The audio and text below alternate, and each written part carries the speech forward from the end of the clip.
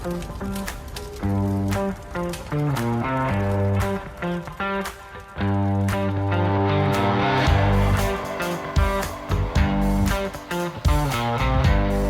and welcome to Fire Headlines, where we discuss the hottest fire news to hit within the last 2 weeks. I'm your host, Inanna Hencke, and today I am joined by the panel, Chief Bob Horton, Chief Jeff Buchanan, and we have a special guest with us here today, Dr. Kate Kapalo. Bob, would you please introduce our guest today? What should our listeners know about Kate? Well, it's my pleasure, Inanna, to introduce Kate, and thank you for joining us on the panel. Kate Kapalo is the Senior Research Scientist and Assistant Director of the Western Fire Chiefs Applied Sciences Center. Her PhD is in Modeling and Simulation from the University of Central Florida. Her research is on leveraging emerging technologies to support fireground incident command more effectively in pre-incident planning and community risk reduction efforts. She's worked on a host of projects as it relates to augmented reality, artificial intelligence in the firefighting space. She did a postdoctoral appointment at Brown University, where she was working with the National Institute of Standards and Technology, Public Safety Communications Research Division.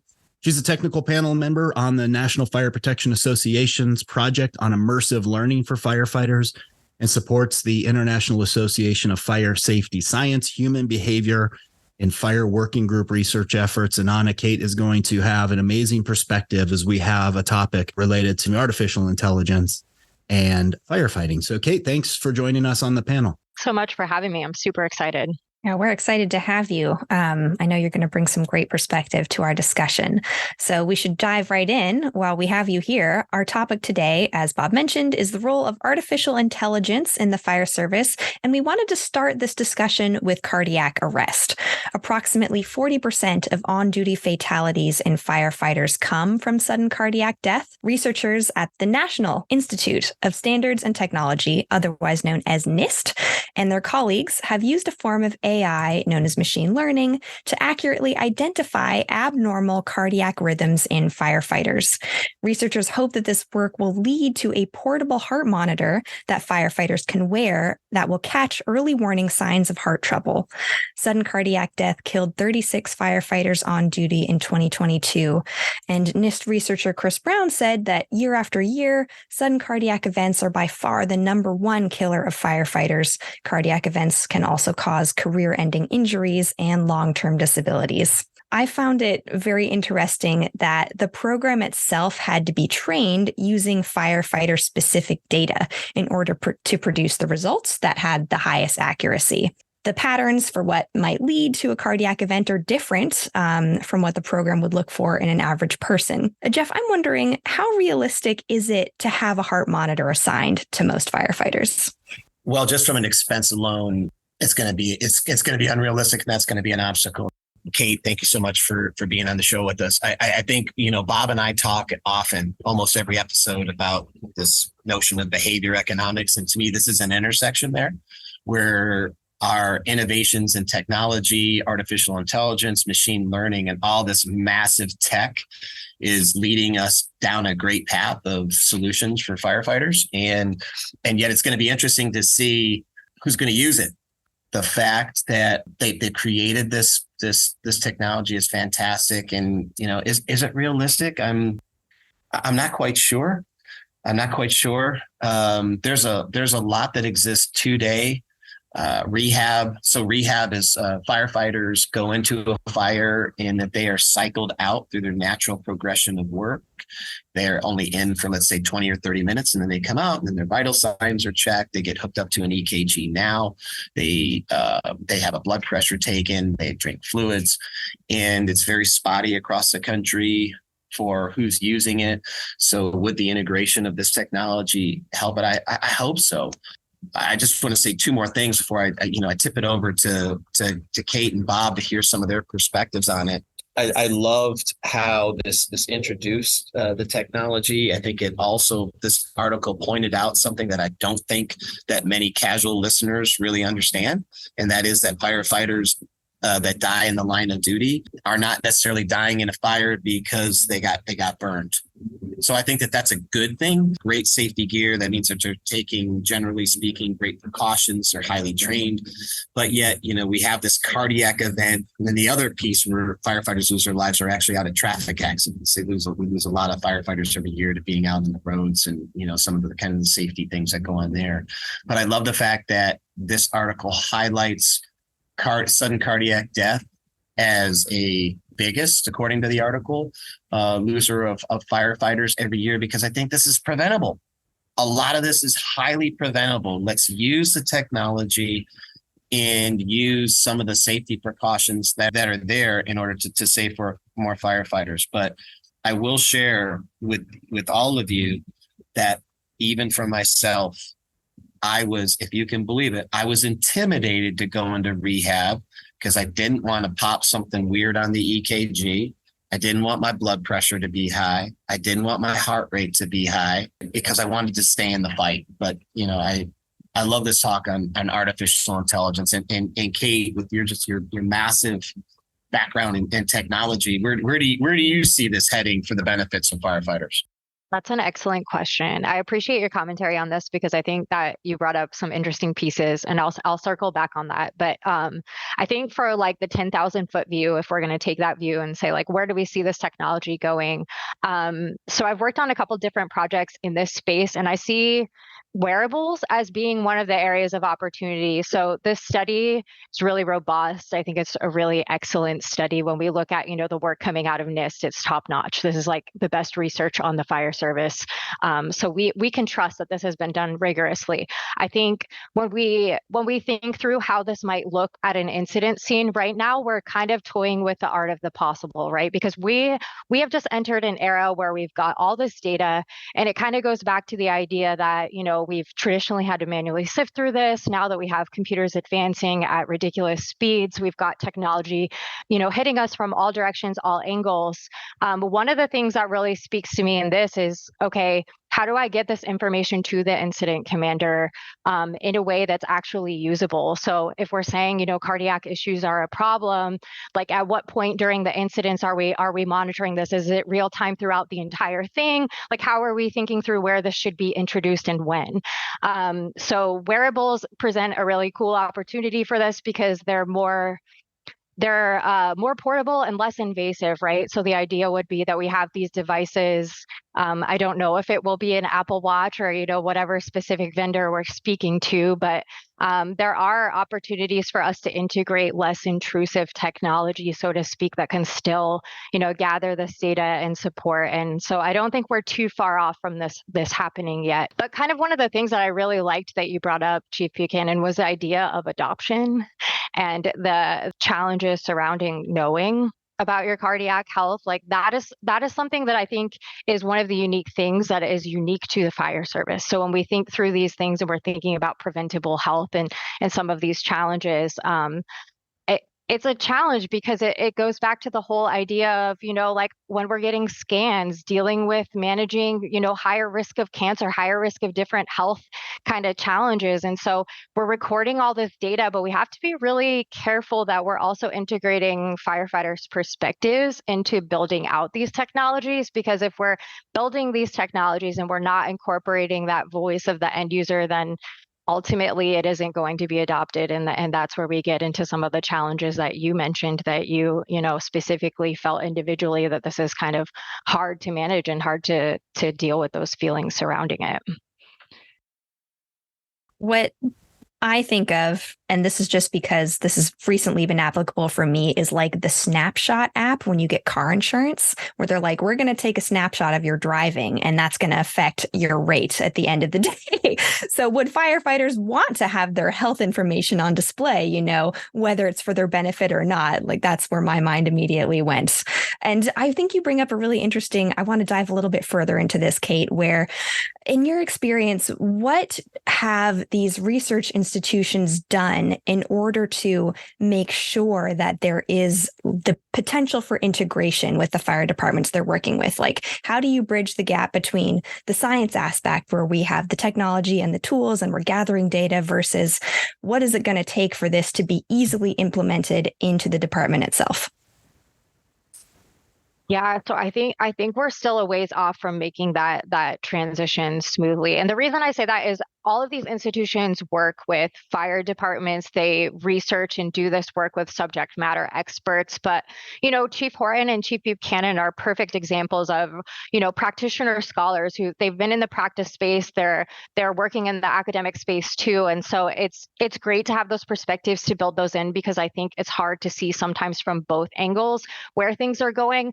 I think one of the challenges, and this is something that, I incorporate in my research and try to think about, is when you're going into the station or the department, you're entering a space that, this is people's homes. Essentially, it's like their home away from home.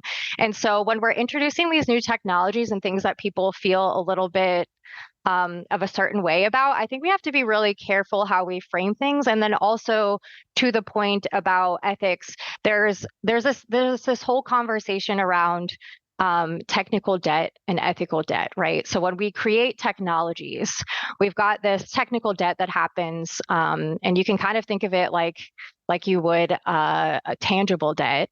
When we make a software, we make a product, the way that we do things and the decisions we make all kind of accumulate and add up. And if we're not doing it the right way the first time, we have to go back and rework it. So that's technical debt. But there's also an ethical debt piece of this too that's becoming more prevalent as we see AI technologies being adopted, and that's what data you train on matters. So to Chief Buchanan's point, thinking about the fire service is different from the general population in certain ways, and you're put under different types of stress conditions. So if you train a data set on the quote unquote general population, it's not going to show those anomalies like we would need to see in the fire service. So having that right training set is important. And then it also gets at some of the challenges with like accessibility of health. Certain populations are more predisposed to cardiac issues. So how do we manage, monitoring this, but also thinking through ethically what is the right way to do this? Because I wouldn't feel comfortable having a progressive level auto insurance kind of app that has all of my health information just laid out. And that, how do I know that doesn't get sent to my chief? We need to communicate transparently about what's happening with his data. And that's that ethical debt piece. And sorry, I kind of got long-winded there, but I think it's really important that we consider this ethical debt piece, because as we keep integrating AI, we keep throwing more information out there. It's not going to go away. It's not going to get better magically. We have to really be conscious of how we're carrying out these studies. And obviously NIST has really high ethical standards. So it's not like, this study is a concern, but I think when we think through some of the things where you're going into the department and you're collecting data with fire departments, and it might not be as rigorous as an academic institution, we need to be sure we're still meeting those ethical guidelines and benchmarks to really help the fire service progress and move forward.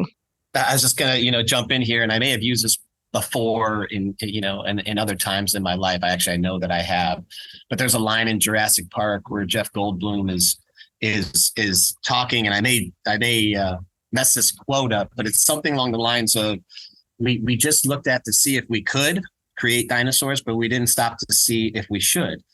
And all of these intentions are outstanding for firefighters. How could you go wrong with detecting anomalies and all for the health of a firefighter? But to your just excellent recap there, Kate, of this notion of ethical investments, you just don't know if firefighters are going to see it the same way. And rightfully so. I get it. They can look at it. Hey, are the executives going to look at this and say, I'm not fit for the job? As my insurance, am I going to take a hit on my life insurance? Because all of a sudden now there's captured data that shows my runs of VFib, AFib, whatever that certain rhythm is. And it's just, it's a fascinating discussion to work through. And I mean, but I love where the technology is going. It's just going to be, and I got to pitch this over to Bob, because I know Bob loves to get in on this behavior economics. Where do you see this going, Bob? Where do you see this technology meeting what people are actually going to do? Do you see there being any friction there?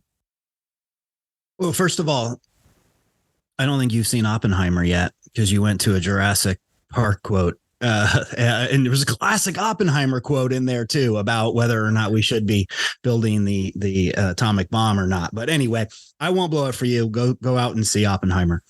Great discussions. And I want to take a different perspective on it. There's a couple of things. I may differ with Jeff a little bit on his initial assessment that cost may be a prohibitive factor for technology like this and integration. I don't think at the end of the day, this is going to be a cost issue, and we're spending thousands of dollars, maybe not quite up to $10,000, certainly about half of that in outfitting a firefighter with safety equipment as it is today. I think the additional cost of a watch of some sort that's able to integrate this technology is going to be nominal in keeping a firefighter safe. I don't think that's the issue. I think the issue is going to be a willingness to wear it. And I think for some of the reasons that we've already discussed, from a behavioral lens, we have this tendency, what's called the Ostrich effect, which is we prefer as people to ignore negative information. We just don't want to know. I mean, this is big, people don't want to get on the scale. They don't want to see what the scale has to say. Although my buddy Jeff is religious about this. And as we're both in the midlife category, I think a lot differently about health than I certainly did when I was in my 20s. But by and large, outside of Jeff, most people don't really, they don't want to start finding out information that they otherwise wouldn't know. They'd rather ignore it. And that's called the ostrich effect. And I think many cases, this technology is going to expose things that we really need to know about. I don't disagree about the concern about ethics and where the data goes and the policies that are around that and the trust that we have in this technology. I am on the camp that I don't understand it. So I don't trust where this information goes. However, I want to link this to two things that are very common in the fire service. Number one, the employer has a responsibility to protect their employees with the best information and knowledge, and I would argue technology that is available to them. We're doing it left, right, and sideways right now. Jeff and I were navigating the coronavirus and how to protect employees with best information and technology we had in the moment. So I think the fact that there are risk factors of somebody having a cardiac event, and I'm a little sensitive to it right now because in the last few weeks, I've learned of 3 people just in the last few weeks alone who are young and healthy folks who have gone into sudden cardiac arrest in a fire station. I know that, just in the grand scheme of the universe, I don't know where we are as a fire service. We know it's the highest cost. These folks all survived, by the way, with rapid interventions, and we're grateful for that. But it's really concerning about what it is that's going on related to cardiac events in the fire service. So we know there's risk factors, and we have technology that we have confidence in can predict somebody having a medical event.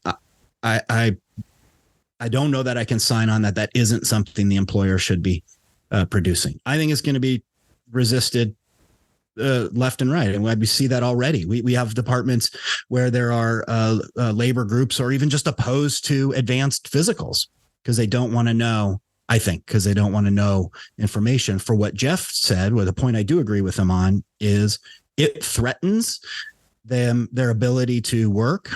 Because if they cannot perform the duties of a firefighter, which the article outlines really well, or some of the more strenuous duties of a firefighter active on the fire ground, they got to come out of the game. And nobody wants to come out of the game. And so the firefighters, I think by their nature, would rather ignore these risk factors than have them called out, have to go on the sidelines, have to address them. Second point I wanted to make was I haven't met a firefighter who isn't trained or isn't in the thought process that their safety is number one. What's number one priority when you go to work? So my safety of my crew. That's typically the order that goes on. Yet our behaviors don't mirror what our words are. We say it's our safety, and then we take risks that threaten our safety. We don't need to take. And so I think if we're really interested in what our safety is, this is technology I wish I could have had I don't think I had any cardiac events while I was an active firefighter. But if this technology would have been available, I would have worn it, because if there was a predictor that I was going to have a cardiac event active in the fire station or active on the firefight, I'd want that to be noticed ahead of time. The idea behind tracking, heart rates and respiratory rates and blood pressure is not really all that new. In fact, there's the entire Orange Theory fitness craze is built around this idea of understanding your heart rate. And in fact, we integrated that technology in Southern Nevada with our recruit academies to teach firefighters to understand their heart rate and to be able to control their breathing and try to lower their heart rate. It wasn't as advanced as this, I don't think, where it was going to predict whether you're about to have some kind of a cardiac event. But I think that should be next. And I support the idea of this technology is going to keep firefighters safer. Okay, great. Well, we do have a listener question that we would like to cover. And that is, do firefighters still use a fire pole in the station? Why or why not? Bob, I'll jump on this one. Love the fire pole. I loved it. I absolutely loved it. I know there's very few that are working across the country, but there are a couple here in Southern Nevada. And I do think that fire departments are going away from it. I get it. There are accidents that can happen. When I was at my first fire department in North Las Vegas, there was maybe a couple injuries in 10 years. I did get kicked squarely in the face at a high rate of speed in the nose. I was very upset at 2:00 in the morning. I was fired up. Boy, I was fired up, but I loved the pole. I think that they are a cool tradition in the fire service. And are they dangerous? Yeah. But I think for me, because I was also a fire chief at that same department, there was not enough data, in my opinion, although anecdotal, and I, for complete transparency, did not track. I just know that there was no injuries. There were no injuries reported when I was fired. It was actually after I left, I heard of someone twisting their ankle or maybe even breaking their ankle. So I thought it was a great way to expedite your speed to the call, but I can certainly recognize why across the country they're moving away from it. And even though it was anecdotal and I didn't see the evidence at North Las Vegas, perhaps it's out there to take departments away from a safer mode of travel. It makes all the sense in the world. But I loved it. I thoroughly enjoyed my time at that fire station and being on the pole. That was a blast. The prevalence of fire poles, I don't know the answer to that. Out west, it's less common, I think, to construct fire stations anymore with them for the reasons Jeff had already said. In areas that you can't build fire stations out horizontally, you have to build them out vertically. And there's an argument to be made that you could move the crew faster down a pole than downstairs, or in some cases, I've even seen a slide. Here's what I can tell you. One, I was not good at sliding down the pole, although I thought like it was a rite of passage of being a firefighter.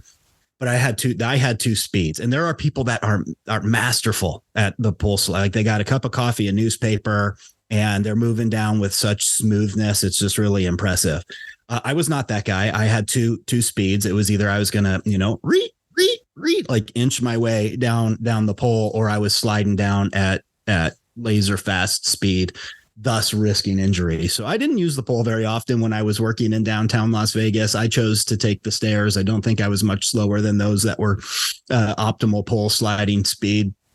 But it is definitely something that's sort of known in tradition as it relates to being a firefighter, and kudos to those who had advanced skill. I just wasn't one of them. Thank you for that perspective, both of you. That's a great question. I'm glad we received it, and very funny to hear about the different speeds. I'd never thought about that. Well, thank you both for the discussion. And Kate, thank you so much for joining us today and for your very informed perspective.